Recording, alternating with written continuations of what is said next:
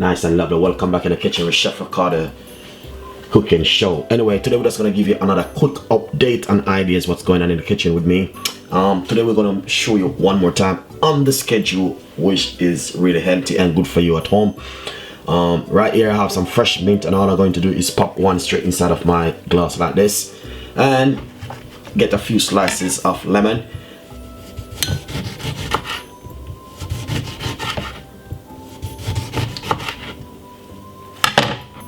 Straight in the water, and also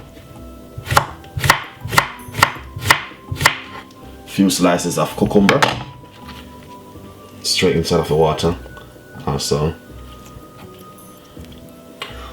Anyway, as I say, I'm always talking about detoxing your body, guys. Basically what you can do with this one is leave it in the water for 5 hours or 6 hours and drink it first thing in the morning or at night before you go to your bed. And this one is good for detoxing your body. As I can see, I did one already. This is another one.